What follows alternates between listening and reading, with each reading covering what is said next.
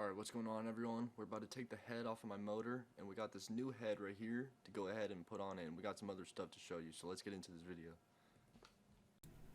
Okay, so I'm going to be painting a bunch of stuff on my car very soon, so stay tuned for those videos. That's basically what all of this stuff is. I got an oil catch can from Cork Sport. This is kind of supposed to help with keeping the oil cleaner and help with reliability.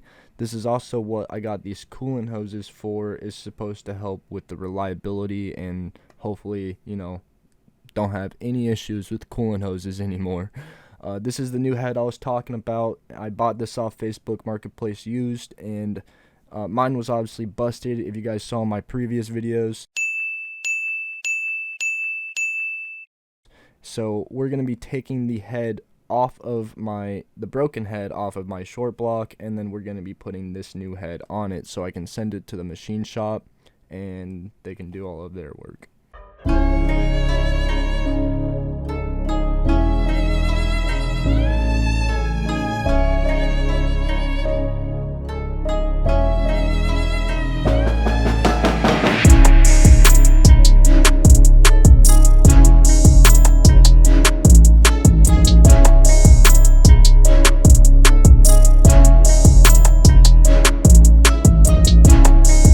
The timing and camshafts, and here's the busted head that I just took off. Basically what I'm going to be doing now is swapping all of the parts from my head that I just took off, the busted one, and put it on this new head, just to put it all together as one piece so I can send it to the machine shop all together. Here is the block itself. All of the pistons look a little black, but that's how we like them. The head gasket actually looks perfectly fine. I thought the head gasket was blown. That's why I decided to pull the motor out of this car in the first place. But in the process of that, I found out my head was completely busted. So fuck you to the dude on Facebook Marketplace who sold me this car. I hope you're watching this video actually, or at least one of my videos, and see what I've done to this car. But it doesn't really affect me that much because this is exactly what I want to be doing, and I'm fully rebuilding this car, so I would have done this in the first place whether the head was blown or not. So I swapped over the buckets from the broken head over to the new head along with the head studs, and basically what you see here is me removing the fuel injectors off of the broken head, and I'm going to swap those onto the new head as well.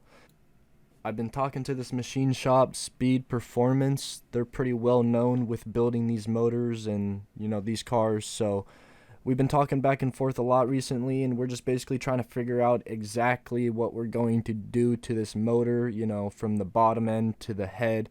And we're figuring out prices and everything before we send the motor over there, so then that way this process can just be smooth, and hopefully it won't take that long. Hopefully it'll only be like 2 or 2.5 months before I can get my car running again, but hopefully it will be badass when it is running again, and hopefully a lot more reliable too. But yeah, stay tuned, guys. I just want to throw this tip in here real quick. A lot of you guys might already know this, but if you have studs like this that you need to remove, you can just tighten 2 nuts on it like you see here. Basically just tighten the 2 nuts against each other really hard, and then just go ahead and loosen it up with a wrench. These are the torque specs in tightening order for the head. I might as well do this since I'm putting the head back on it, and it gives me a chance to get familiar with doing this. I'm going to go ahead and do the same thing for the camshafts as well. But yeah, that's pretty much going to be it for this video. Hopefully you guys enjoyed watching. If you made it this far into the video, please hit that subscribe button because I have a bunch of video ideas and plans for this car over the next 6 months, and I'm really excited to get this car running again.